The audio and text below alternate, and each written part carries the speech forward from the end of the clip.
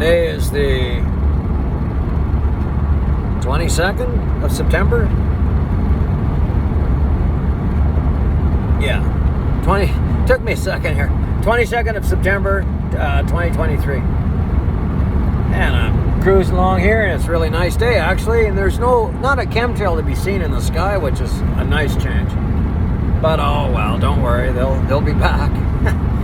It's really not funny, but millions of people know about this, but nothing's going on. Nobody seems to say too much. If you do, you just end up canceled out. Like Prince, he started talking about chemtrails, and next thing you know, he was dead, and then they cremated him before anybody could really do an autopsy. He had an overdose of drugs. Yeah, right. He was a Jehovah's Witness. And I know lots of Jehovah's Witnesses, and I know one thing that they're really not into is drugs. It would be a very rare Jehovah's Witness that would be like doing heavy drugs like they say Prince was doing. So anyway, that's not my topic. My topic today is flat earth. I know people go crazy when they hear that. I mean, I've seen people like, it almost looked like there was steam coming out of their ears. But I remember when I was a kid, there was a documentary on CBC, and I just kind of watched it out of the corner of my eye, kind of, you know, how you're kind of doing something else and you're watching. And anyway, they had the Flat Earth Society. This is in the 70s. And they all looked like a bunch of kooks. You know, the glasses, and of course, the kind of a long hair and a beard kind of guys with these, you know, just kind of weird. And they had weird theories. You know, one was like the sun goes up and down like this, or the earth, I should say. The earth is flat, but it's always going up, and that's what creates the downward pressure. So when we're falling, it's actually because the earth is actually going up. Yeah, that's what's that called now? It's from the air or from the atmosphere to the earth, there's an electrical current going all the time, like electricity, an exchange of energy. And that's what causes the downforce. Of course, that's what I've heard. Who even knows? You can't see this stuff. It's hard to prove it. At any rate, right off the bat, when I was a kid, I just thought flat earth was absolutely ridiculous. And never even entertained it. I was NASA, Star Wars, Star Trek, Battlestar Galactica, anything that portrayed people in outer space doing all kinds of cool spacey things. But it's true. If you start to really if you have a critical mind and you start to really look at this stuff, you realize that it's just like the moon missions, and if you know anything about cinematography, you know that that when they shot the moon landings, well, what was his name, the director? Whatever. For some reason, I always have a problem with that guy's name. Kubrick. Yeah, Stanley Kubrick. So Stanley Kubrick was a pretty bright fellow, from what I hear. And he knew enough that when they were shooting inside the space capsule, they used a different lens on the camera. And that lens gave it a different look.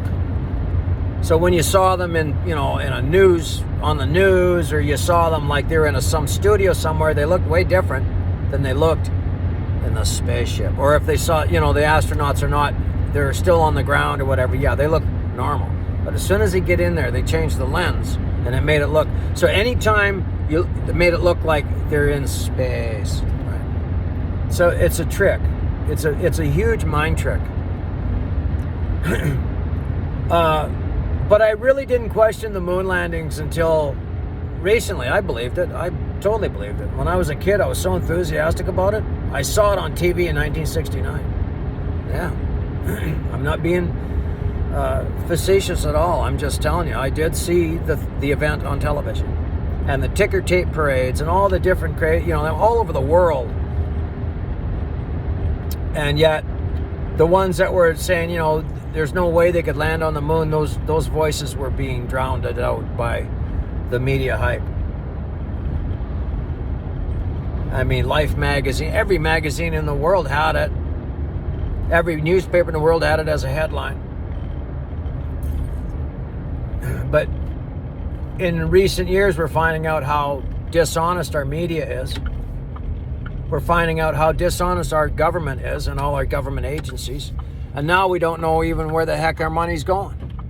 You imagine NASA gets, I forget how many millions a day, but it's millions of dollars per day to run NASA from the American taxpayer. And if the Americans are paying through their taxes, well, the whole world is, because the whole world still uses their fiat currency from the Federal Reserve, which is the reserve currency, the world's reserve currency. And because if you look into real research, there's the International Flat Earth Research Society, and I think Eric Dubé is part of that. I've researched that topic for many, many years, and I am convinced that we're not on a spinning ball flying through space, and it agrees with Scripture when you're reading Scripture. You know. And a lot of people might think I'm backward for thinking that, but I don't really care what they think. I'm interested in the truth. And I've heard, people say, "Oh, you're not educated." Well, yeah, actually I am. The whole ball thing started when I was a little kid going to school. One of the first things you see when you walk in a classroom, you're a curious little kid, is you see the globe. Well, chances are when I was a kid, I never saw one until I was in a school classroom. And I was very curious about that thing. And don't you think it's odd that very serious topics like evolution, dinosaurs, Big Bang Theory, and all these very deep topics are taught to little children? I remember I think it was grade 3, we were learning about dinosaurs, and I found it fascinating. I thought this was awesome. And we were colored pictures it was just dinosaurs all year. And then after next grade, I asked the teacher, "We're going to study more dinosaurs?" They go, "No." I'm going, "Why not?" Because as a kid, I thought that's a fairly serious topic. And wouldn't it be great to understand these animals, but no. But you see, the idea of that is just put in our minds. You go to a dinosaur museum, there's no real dinosaur bones in there. Maybe a little tiny vertebrae or something. The rest of it is all made by sculptors. It's true, I've said that to people and they thought I was crazy. I'm going, well, it's true. I mean, who do you think puts them things together? And they're all made by sculptors or artists, right? And you go, And then you see lots of other things. Like to be able to say that we evolved from sea bacteria, and the argument is between whether it was beside volcanic vents or in a shallow, warm sea. That's the argument. So people will get arguing that when neither one of them has any basis in reality. You got to be kidding me. It came from sea bacteria. Yeah, sure we did. Give me a break. That's just nonsensical. So that whole study is just completely bogus, because I learned about evolution like grade 4. And of course, we learned about global warming right on back in the 70s too. We had a few teachers that were talking about it. I had one teacher say that we're running out of oil, and by the 1990s, we'll all have to wear gas masks because of all the pollution. This is in like 1973. I remember that, and that traumatized me as a kid, because I was so worried about that. I was worried that we were going to run out of petroleum, and how would we heat our house, and how would we drive our cars, and I was worried that I was going to have to wear a gas mask all the time. I mean, kids will believe whatever you tell them, right? Especially if it's from a teacher. And when I think back, she was fairly young, I think, but that's a fairly irresponsible thing to say to a kid. And it's also a very irresponsible thing to say to a kid that they can transition from a boy to a girl. You can't. It's not possible. You can pretend you're a girl if you're a boy, but at the end of the day, you don't have the parts, and you never will. No doctor in the world can give you the parts that make you work and make you a perfect woman, right? But yet people believe that stuff. Some people actually believe that men can get pregnant. You know, there's a Supreme Court justice down in the States now. She was just, of course, a diversity hire, that Jackson. And she was asked, what's a woman? And she said, oh, I don't know. A lot of very smart people now are being asked this, and they're like, oh, well, I'm not a biologist. I mean, give me a break. Give me a break. But you see, that's why I don't believe we're on a spinning ball, because the same people that are telling you that they don't know what a woman is are telling you that we're flying around on a fucking space, on a wet ball flying through space. But for some reason, the vacuum of space doesn't suck the air off the Earth. Explain this one to me, smart guy. They say, well, the gravity holds it. Well, really?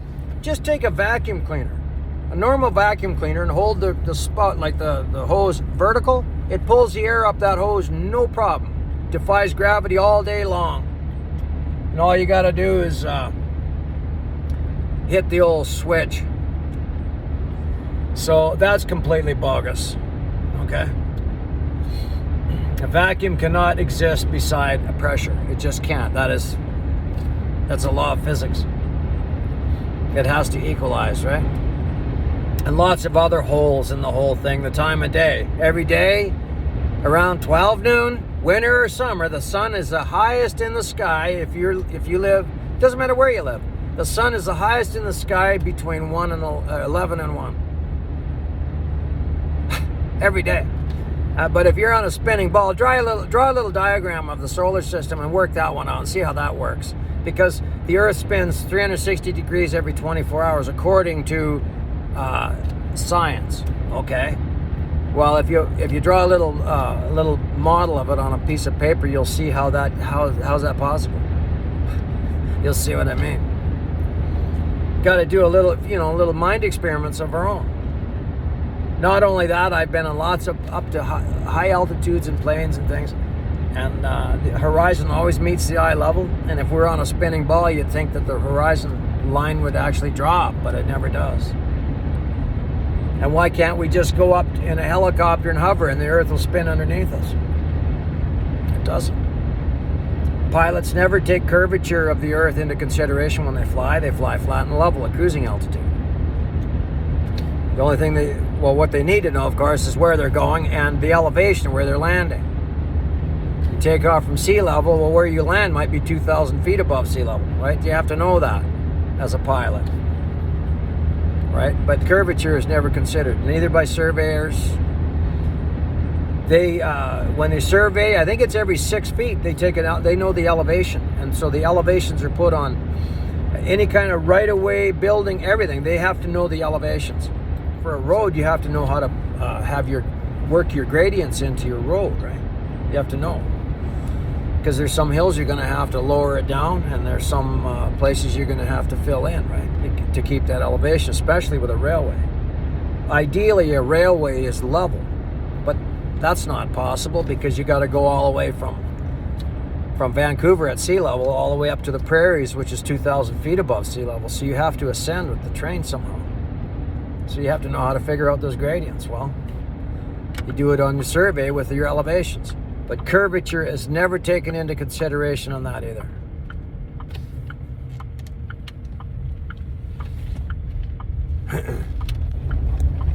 So to me, curvature is just of the Earth is just for the masses. But for real science like engineering and surveying, that's real science, and they have to do using elevations, but they don't do it with curvature. So the real science is they never take it into consideration. Actually, NASA has that a rigid-framed aircraft or rocket is designed to fly over a flat, non-rotating Earth. That's in NASA. And I don't want to quote the helicopter one because that is a manufacturer and they say the same thing, really. A rigid-framed aircraft to fly over a non-rotating flat Earth. That's how they're designed.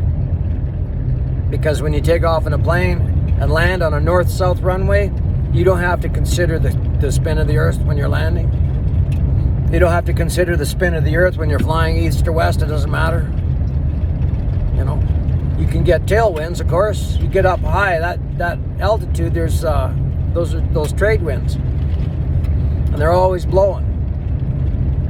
100 miles an hour or more. So a plane gets up in that, of course, they're going to go faster one direction than the other. But that's from that. That's not from the spin of the Earth. Because real science confirms it. All that astronomy stuff and the stars are trillions and quadrillions miles away, light years away or whatever. That's just consumption for the masses.